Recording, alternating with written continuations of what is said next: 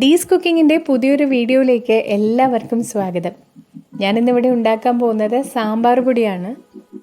നമ്മുടെയൊക്കെ വീടുകളിൽ ഏറ്റവും കൂടുതൽ ഉണ്ടാക്കുന്ന ഒരു കൂട്ടാനാണ് സാമ്പാർ.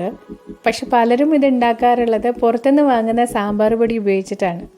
അപ്പോൾ അതിൻ്റെ ഒന്നും ആവശ്യമൊന്നുമില്ല. ഇത് എളുപ്പത്തിൽ നമുക്ക് വീട്ടിൽ തന്നെ പൊടിച്ച് സ്റ്റോർ ചെയ്ത് വെക്കാവുന്നതേ ഉള്ളൂ. അപ്പോൾ നമുക്ക് നോക്കാം ഇതെങ്ങനെ ഉണ്ടാക്കാമെന്ന്. അപ്പോൾ സാമ്പാർ പൊടി ഉണ്ടാക്കിയെടുക്കാൻ ഞാനിവിടെ ഇരുമ്പിൻ്റെ ഒരു ചീനച്ചട്ടിയാണ് എടുത്തിട്ടുള്ളത്. നിങ്ങൾക്ക് ഉരുളിയാണെങ്കിലും എടുക്കാം.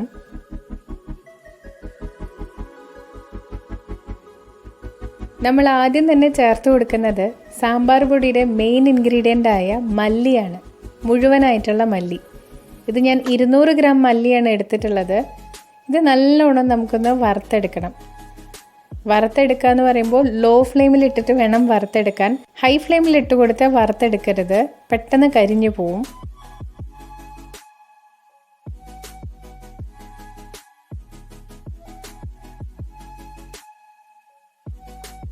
അപ്പം മല്ലിയൊക്കെ നല്ലോണം മൂത്ത് വന്നിട്ടുണ്ട്. ചെറിയൊരു ബ്രൗൺ കളറൊക്കെ ആയിട്ടുണ്ട്.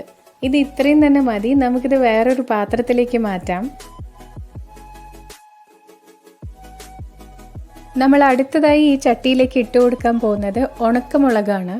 ഇതൊരു 100 ഗ്രാം മുളകുണ്ട്. അതായത് നമ്മൾ എത്ര ഗ്രാം മല്ലി എടുക്കുന്നുണ്ടോ അതിൻ്റെ കറക്റ്റ് പകുതി അളവിനുള്ള ഉണക്കമുളക് എടുക്കണം. 200 ഗ്രാം മല്ലി എടുക്കുകയാണെങ്കിൽ 100 ഗ്രാം മുളക് നമുക്ക് എടുക്കണം.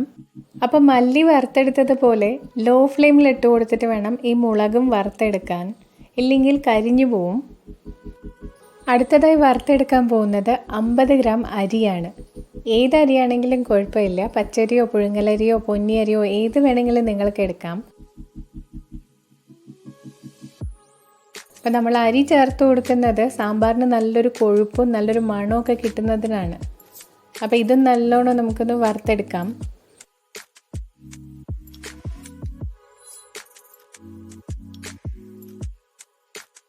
അപ്പോൾ അരിയൊക്കെ നല്ലോണം വറുത്തെടുത്തിട്ടുണ്ട്. ഇനി ഇതൊരു പാത്രത്തിലേക്ക് മാറ്റാം.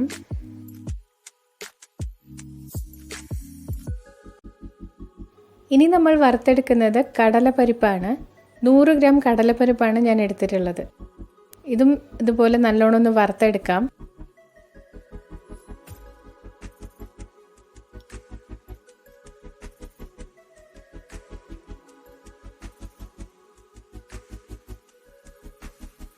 അപ്പോൾ ഇത് നല്ലോണം വറുത്തെടുത്തിട്ടുണ്ട്. ഇനി ഇത് മാറ്റി വെച്ച് അടുത്ത ഇൻഗ്രീഡിയൻ്റ് ഇട്ട് കൊടുക്കാം. അടുത്തത് ഉഴുന്നുപരിപ്പാണ്. 100 ഗ്രാം ഉഴുന്നുപരിപ്പാണ് എടുത്തിട്ടുള്ളത്.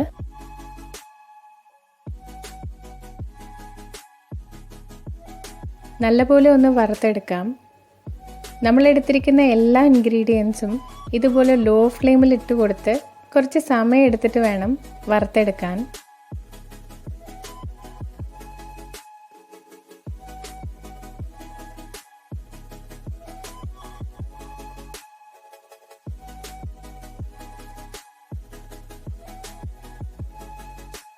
അടുത്തത് വേണ്ടത് ഉലുവയാണ്.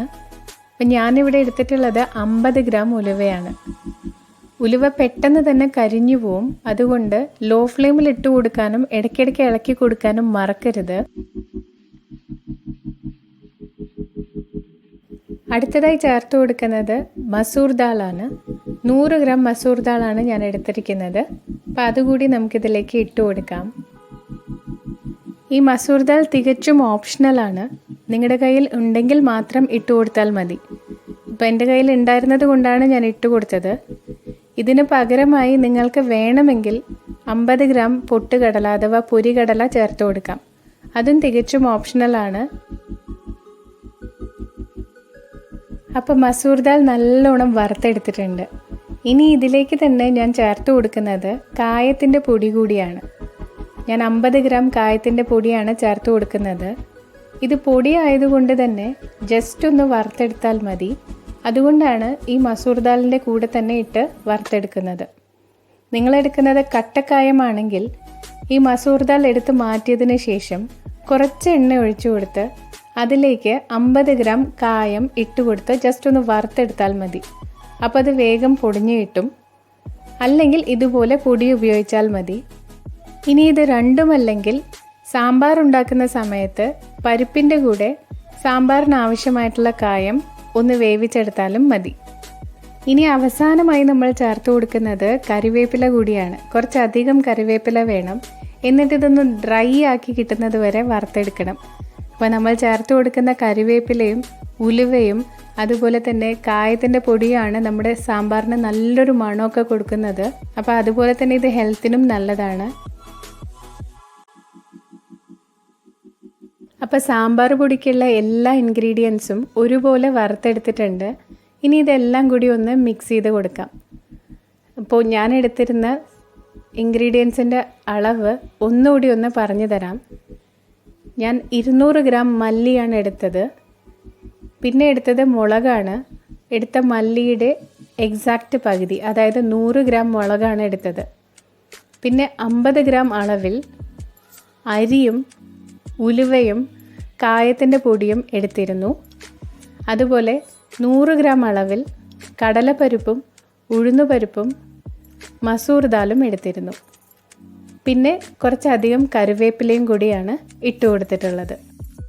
മിക്സ് ചെയ്ത് കൊടുത്തതിന് ശേഷം മിക്സിയുടെ ജാറിലേക്ക് ബാച്ചായി ഇട്ട് കൊടുത്ത് നല്ലോണം ഒന്ന് ഫൈനായിട്ട് പൊടിച്ചെടുക്കാം.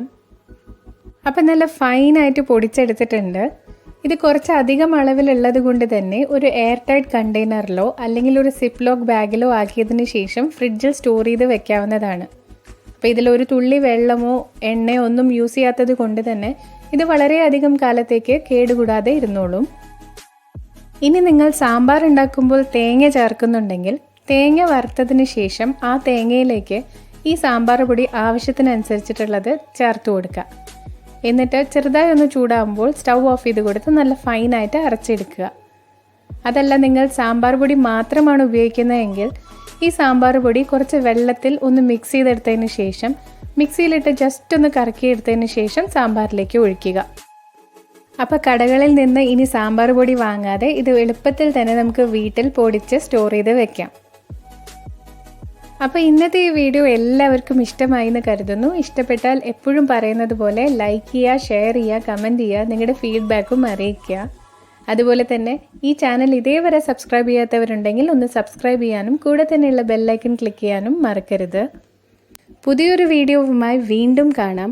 Thanks for watching these cooking.